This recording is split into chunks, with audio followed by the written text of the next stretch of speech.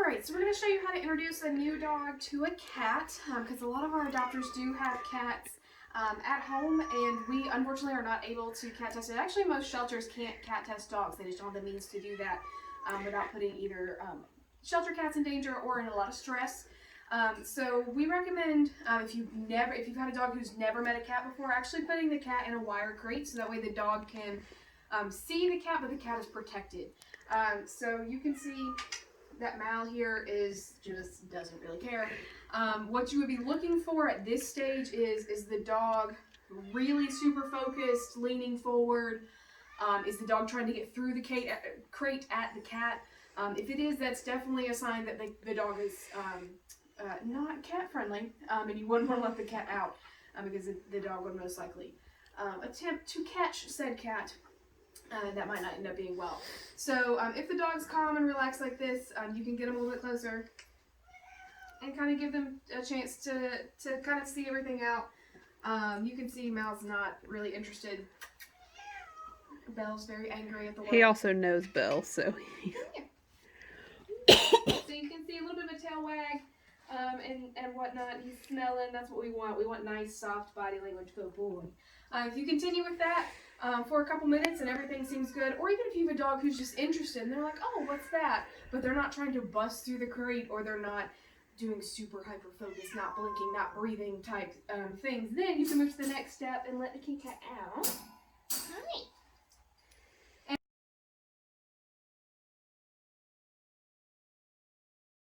Alright, so the second step, so after you do the crate, is to let the cat out and the dog on leash. So that way you can, quickly recall the dog if something is, if the dog changes his mind or the cat changes his mind. She's very, he's okay, a little stressful. So you can see Mouse kind of going over. He's like, it's a cat, whatever. So this is a dog who's, been around cats, very comfortable with them, things like that. You may have some dogs that want to play with cats. They think that cats are just as, they're just small dogs. And so when you see that behavior, what you see is it's actually the same behavior that you see in, good boy, that you see in, and when they're trying to play with another dog, okay? So they might play bow, they might chase and kind of like bounce around, but their muscles are really loose when they want to play. Their ears are either down, or if they're up, they're just kind of like happily up. They're not hyper focused. They're not leaning over the cat. They're not staring it down and not blinking.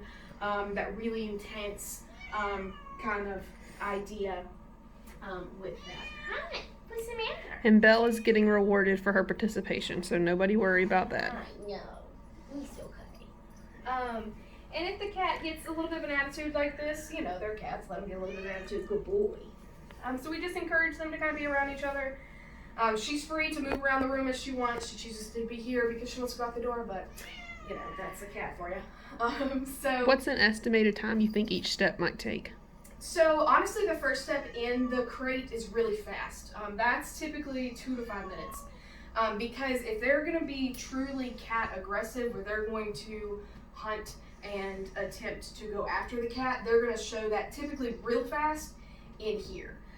This stage of having them on leash should be longer. So we typically do about, were we boring you? I'm so sorry. So we do about 10 minutes of letting them around and holding the leash. And then actually I would go, I typically with my fosters do about 2 days of them dragging around the leash in my house with my cats roaming around. So that way, if the cat runs and the dog goes to run after it in play, I can just step on the leash and grab the dog. Because there are dogs that want to play with cats. They don't understand that. And some cats like to play with dogs, but most cats don't. Most cats are just like, whatever. When Belle is not grumpy, she likes to. Yeah. So she is just, being dramatic because that's who she is. I know, your life's very difficult. Now, at what point would you recommend that you could leave, or never could you leave said dog and cat alone?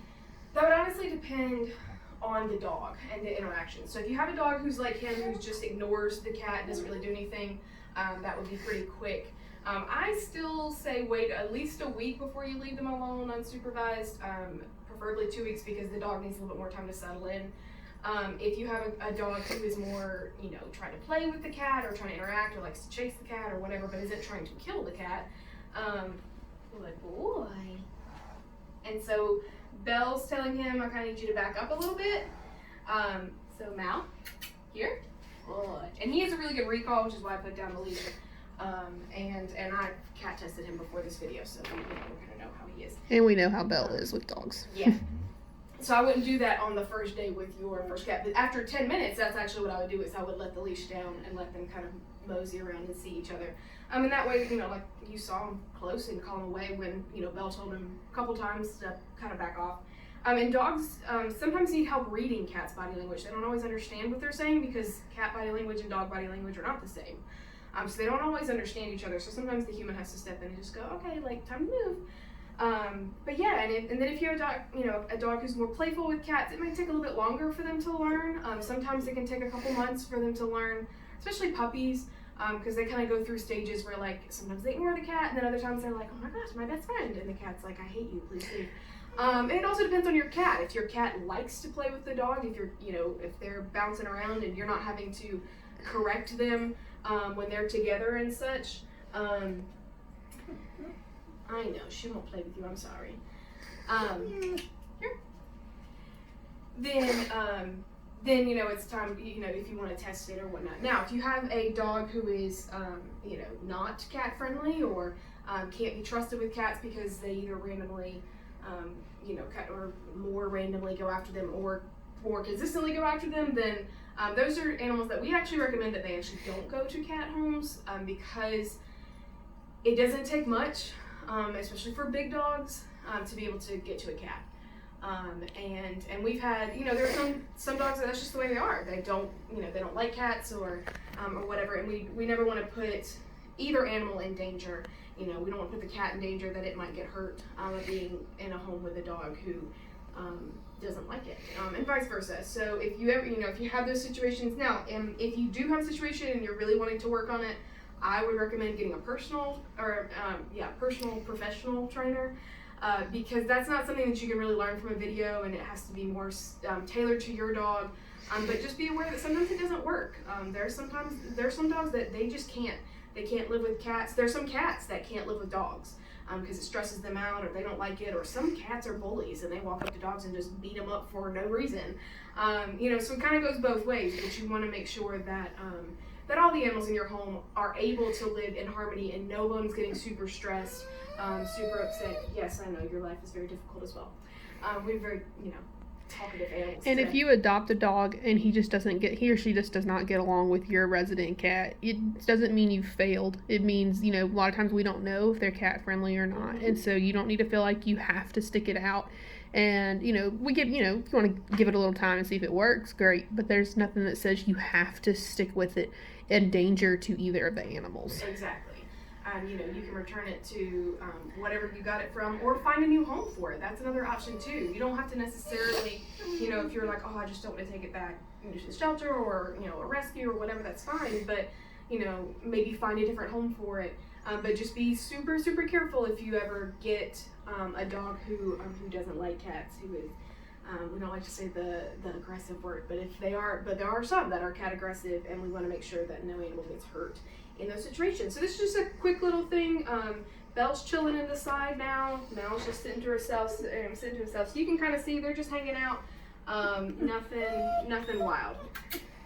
But that's it. That's how you introduce your dog. That if you have no clue if they're cat friendly or not, start with the crate, then expand out, and then after this, we would actually open up the whole house and kind of let them mosey around. Yeah, we don't ever recommend them just spontaneously meeting one day when your dog's not on leash. So if your cat, I've had some people where the cat is like, doesn't come out, or the cat stays in one area where, but they're eventually gonna meet. So I always recommend force the meet by putting them in the crate with the dog on leash. Yep. And then if you know, if there's a situation where you either can't force the meet or you know, that's again why dogs drag around the leash around. That's what my fosters do. My cats hang out for a couple of days in my bedroom because they don't like to meet new dogs initially, and they meet, but they meet through barriers first, and then they meet on leash, and then that's follow the same protocol because they live there, you know, and it's important for them to stay safe as well. And baby gates can be a great tool too, Yeah. just an added. Yeah, that's what mine is. I actually use a baby gate as a barrier, and it works really well for mine. But also know the dog that you're bringing in. You know, if they're super strong or if they can jump over the baby gate. Again, that's why they're on leash. We don't just free for all throw animals together, because that typically doesn't end well. And sometimes, especially with cats and dogs being mixed, you know, that can end very badly, very fast. Happens really quick. So we want to be there and be ready. And that's it.